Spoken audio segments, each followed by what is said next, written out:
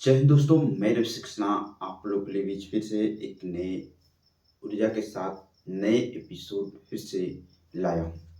तो यहाँ बस आपको पिछले वीडियो में आप लोग अगर नहीं देखे होंगे तो आप लोग देखें।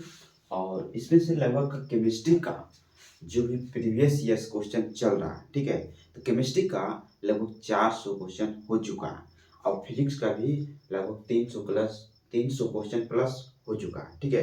तो अगर वीडियो नहीं देखे होंगे और इस बार आरआरबी ग्रुप डी का फॉर्म भरे होंगे तो इस वीडियो को जरूर देखें, क्योंकि इस पूरे एपिसोड देखने के बाद आपको लगभग साइंस का प्रीवियस ईयर्स क्वेश्चन कवर हो जाएगा, ठीक है, साइंस का कवर। और बाकी आप मैथ जहाँ भी पढ़ रहे हैं पढ़िए, बट पढ़िए जरूर और इस पर अपना एक सीट कंफर्म कीजिए। तो आइए हम देखते हैं, स्टार्ट करते हैं, ठीक है। यहाँ पर स्टार्ट में क्या है, स्टार्टिंग में देखते हैं 400 नंबर का क्वेश्चन हो चुका है। तो हम आइए देखते हैं 401 नंबर क्वेश्चन, ठीक है। आप लोगों के बीच में 401 नंबर क्वेश्चन रखते हैं। देखिए 401 नंबर क्वेश्चन में क्या कह रहा है ना, कह रहा है कि निम्न में से कौन सा आयनिक यौगिक नहीं है। मतलब आयनिक यौगिक कह रहा है कि नहीं है। क्या बोला है, आयनिक यौगिक नहीं है। तो हम इसमें थोड़ा सा टाइम तो ले रहे हैं, बट कोशिश कर रहे हैं कि आपको 10 सेकेंड में एक क्वेश्चन कराते हैं, ठीक है। 10 सेकेंड से ओवर नहीं लेने के लिए कोशिश करते हैं। तो चलिए इसका आंसर क्या हो जाएगा, आपको डी आंसर क्या हो जाएगा, CO2, ठीक है। इसका थोड़ा सा सॉल्यूशन भी देखते हैं। सॉल्यूशन ऐसे हम वीडियो में अब नहीं बता रहे हैं। अगर आपको देखना है, अगर सॉल्यूशन इसका चाहिए तो आप कमेंट कीजिएगा, आप इसका पीडीएफ ले लीजिए और पढ़ भी लीजिए। एक बार ऑब्जेक्टिव पढ़ लीजिए, उसके बाद सॉल्यूशन भी पढ़ लीजिए आप पीडीएफ के माध्यम से, ठीक है। तो हम सॉल्यूशन इस वीडियो में सिर्फ पहला क्वेश्चन ये कर रहे हैं, बाकी सारा का क्वेश्चन ही करेंगे, ठीक है। वे रासायनिक यौगिक जिसमें आयनिक अवंधों के द्वारा जुड़कर एक जालक संरचना का निर्माण करते हैं उन्हें आयनिक यौगिक कहते हैं, ठीक है। आयनिक यौगिक जैसे में क्या है, सोडियम क्लोराइड, ठीक है। और इसके बाद क्या है, मैग्नीशियम क्लोराइड, ये सब क्या है, आयनिक यौगिक है। उसके बाद क्या है, कैल्शियम क्लोराइड, ये भी क्या है, एक आयनिक यौगिक है, ठीक है। इस तरह से हम आपको यहाँ पर तो बताए हैं, बट हम इस बार कोशिश कर रहे हैं कि आपको 10 से 15-20 मिनट के अंदर में आपको लगभग 30-35 जो भी क्वेश्चन हो आपको कवर कराएंगे। तो इस पर में, ठीक है। तो हम लगभग चाहेंगे अभी सिर्फ ऑब्जेक्टिव पर फोकस करेंगे। तो चलिए देखिए 402 में कर रहा है क्या, तो 402 में इस तरह से हम पढ़ेंगे, कह रहा है कि निम्नलिखित में से उच्चतम संयोजकता वाले तत्व चयन कीजिए। मतलब उच्चतम, यहाँ पर क्या कर रहा है, उच्चतम संयोजकता वाले क्या कर रहा है कि तत्व को चयन करें। तो आंसर क्या हो जाएगा, ए, ठीक है। चलिए नेक्स्ट क्वेश्चन हम आपको देखते हैं। 403 नंबर क्वेश्चन में कह रहा है, 403 में कह रहा है क्या, चलिए 403 में कह रहा है कि कार्बन सिलिकॉन की तुलना में अधिक श्रृंखलन प्रवृत्ति प्रदर्शित करता है। निम्न में से कौन सा अभिकथन दिए गए कथन का सही व्याख्या करें। इसका आंसर क्या हो जाएगा, सी हो जाएगा, ठीक है। यहाँ पर कह सिलिकॉन की तुलना में कार्बन के छोटे आकार के कारण कार्बन बंध SI के बंध से प्रबल होता है। चलिए हम नेक्स्ट क्वेश्चन देखते हैं। नेक्स्ट क्वेश्चन आप लोगों के बीच में रखते हैं 404, ठीक है। 404 में भी आपको दिखाते हैं। 404 का क्या हो जाएगा, आयनिक जो है ना, आयनिक यौगिक में विद्युत चालकता के संबंध में इनमें से कौन सा कथन सही है। अगर आप जानते हैं तो कमेंट करके बता भी सकते हैं, नहीं तो हम आगे इसमें बता देंगे इसी वीडियो। चलिए हम 404 तो क्वेश्चन हो गया। अब आइए हम देखते हैं 405, ठीक है। 405 में आपको हम दिखाते हैं। चलिए पहले का हम उसका आंसर दिखा देते हैं। आंसर कितना था? बी। ठीक है, उसका बी आंसर था। चलिए हम यहाँ पर देखते हैं 405 नंबर क्वेश्चन में कह रहा है कि निम्न में से किसमें सह संयोजी बंधन नहीं होंगे। तो यहाँ पास ए होगा आंसर मैग्नीशियम क्लोराइड। ठीक है, चलिए नेक्स्ट क्वेश्चन देखते हैं। नेक्स्ट क्वेश्चन में आप लोग को क्या है 406 में कह रहा है ना कि N2 के अणुओं में होता है, NU में क्या होता है।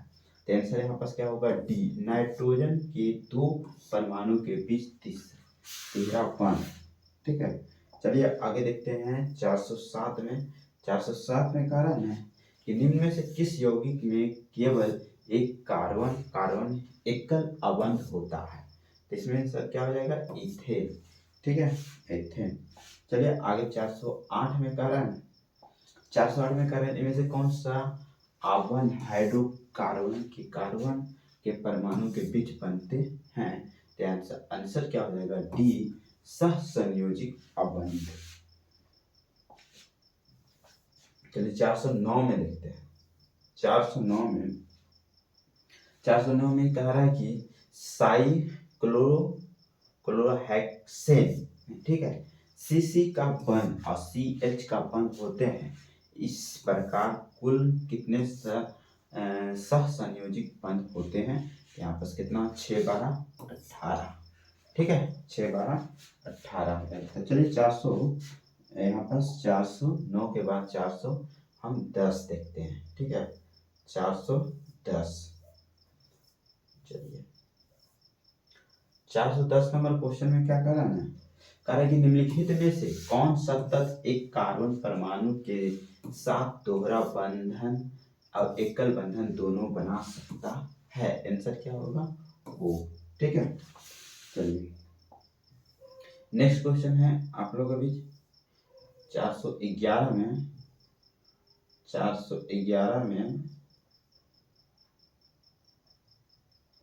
411 में कहा है कि आयनिक यौगिक के गुणधर्मों के बारे में इनमें से कौन सा कथन गलत है। तो यहाँ पर इसका आंसर क्या हो जाएगा? अगर आप जानते हैं तो कमेंट भी कर सकते हैं, नहीं जानते तो देखिए यहाँ पर इसका आंसर क्या होगा? डी। डी में क्या है? धनात्मक और ऋणात्मक आयनों के बीच तुल्य बल आकर्षण बल होने की वजह से आयनिक यौगिक होते हैं। आयनिक यौगिक होते हैं। ठीक है, चलिए आइए हम नेक्स्ट क्वेश्चन देखते हैं 412 में। 412 में कहा है कि इनमें से कौन सा किसी परमाणु की संयुक्ता के निर्धारण में निर्णायक भूमिका निभाता है। निर्णायक भूमिका निभाता है। तो यहाँ पर क्या हो जाएगा? सी, ब्रह्मतम कोश में इलेक्ट्रॉनों की संख्या। ठीक है, तो यहाँ पर दूसरा देखते हैं। चलिए यहाँ पास हो गया 412 के बाद 413 नंबर क्वेश्चन आप लोगों के बीच में हम रखते हैं। 413, चलिए 413 नंबर यहाँ क्वेश्चन है ना। 413 में कहा है कि बेंजीन में मौजूद द्विग अबंध की संख्या कितनी होती है। तो कितना होता है? तो यहाँ पर क्या बोल सकते हैं आंसर? 3। ठीक है, उसके बाद हो गया नेक्स्ट में 414 में कहा ना कि इनमें से किस आयनिक यौगिक का क्वथनांक सर्वाधिक है।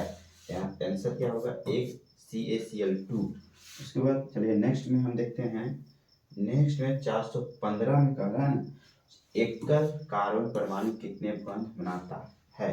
यहाँ पर आंसर कितना होगा? 4। ठीक है, 4। और उसके बाद 416 में कह रहा है ना 416 में इनमें से किन दो तत्वों को संयोजित इलेक्ट्रॉन की संख्या समान होती है। तो आंसर क्या होगा? F और Cl। चलिए नेक्स्ट क्वेश्चन है 417 में।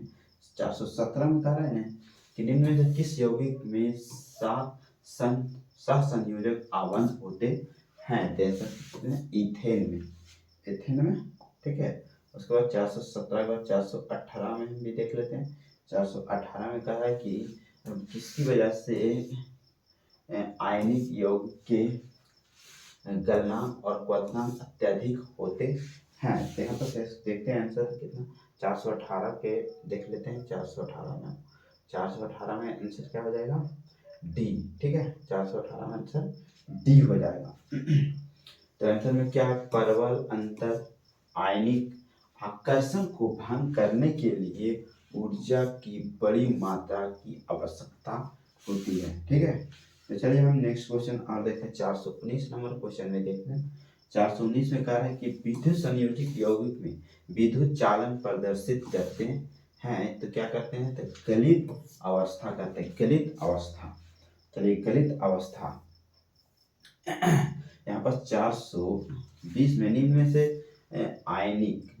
से आयनिक यौगिक का गुण कौन सा है, यहाँ पर कौन सा है, तो सी, इसका गलनांक और क्वथनांक उच्च होता है। ठीक है, तो चलिए हम नेक्स्ट देखते हैं। 421 में क्या कर रहा है ना, 421 निम्नलिखित में से कौन सा एक आयनिक यौगिक का क्या है, गुण नहीं है। यहाँ पर आंसर क्या होगा, कम गलनांक और क्वथनांक।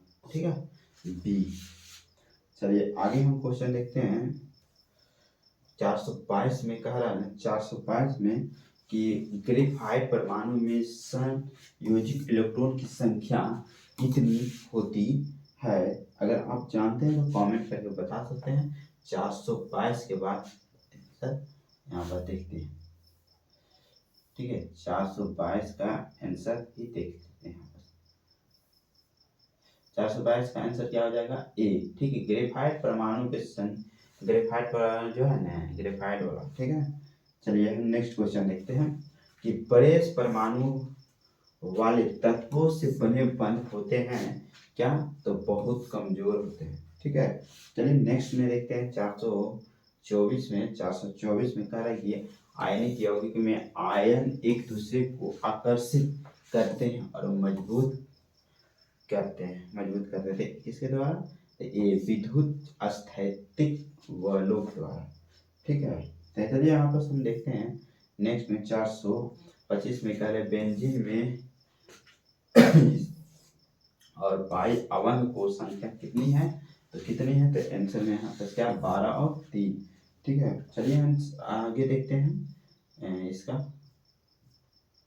426 में कह रहे कि NH3 में नाइट्रोजन की संयोजकता कितनी है, तो यहाँ पर NH3 में कितना है, तो यहाँ पर डी, आंसर क्या होगा, 3। ठीक है, चलिए आगे नेक्स्ट क्वेश्चन देखते हैं। 427 नंबर में कहा ना, 427 में कहा हुआ तत्व जिसके अणुओं में के 3 संयुक्त इलेक्ट्रॉन होते हैं एक उदाहरण है।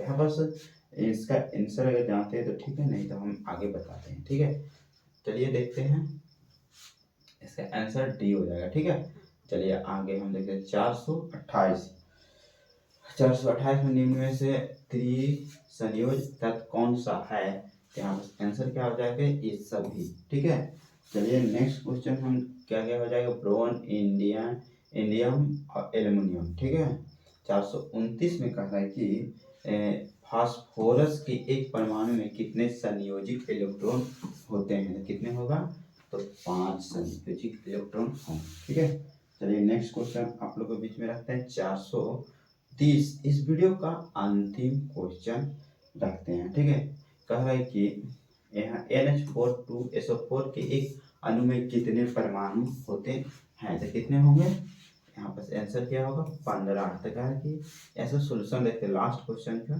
तो उपयोग दिए गए यौगिक के NH4 में यहाँ पर नाइट्रोजन कितना है, 2 है, हाइड्रोजन कितना है, तो 8 है, सल्फर कितना है, 1 है, ऑक्सीजन कितना है, तो सारा को क्या करते हैं, जोड़ने के बाद कितना आ रहा है, तो 15 आ रहा है। ठीक है, तो यहाँ पर टोटल आंसर क्या आ जाएगा, 15 हो जाएगा।